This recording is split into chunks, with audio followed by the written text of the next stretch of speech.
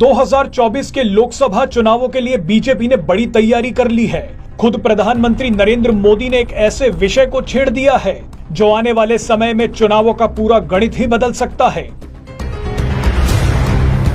PM Modi की ओर से कुछ दिन पहले बीजेपी कार्यकर्ताओं को हिंदुओं के अलावा अन्य समुदाय के कमजोर वर्गों पर ध्यान केंद्रित करने का सुझाव दिया गया है।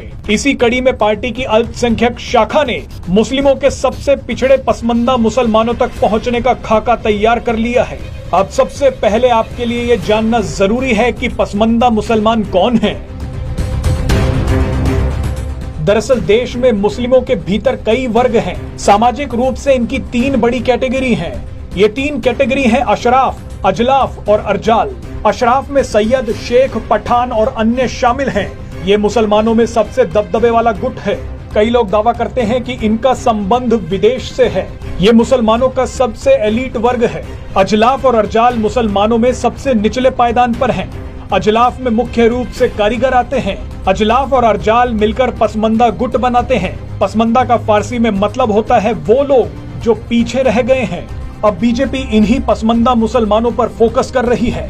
बीजेपी के अल्पसंख्यक मोर्चा के प्रमुख जमाल सिद्दीकी ने कहा है कि पसमंदा समाज तक पहुंचने के लिए पार्टी दो पहलुओं पर काम कर रही है। पहला ये कि इस बात को सुनिश्चित करना है कि पसमंदा मुसलमानों को मोदी सरकार की कल्याणकारी योजनाओं का लाभ मिले, और दूसरा ये कि जिलों की पार्टी इकाइयों में इनको प्रतिनिधित्व मिले, खासकर जहां वो बहुमत में हैं। आपको बता दें कि पसमंदा कुल मुस्लिम आबादी का लगभग 80% है और बीजेपी का लक्ष्य विभिन्न राज्यों के चुनावों और 2024 के लोकसभा चुनावों की तैयारी के दौरान उन तक पहुंचना है।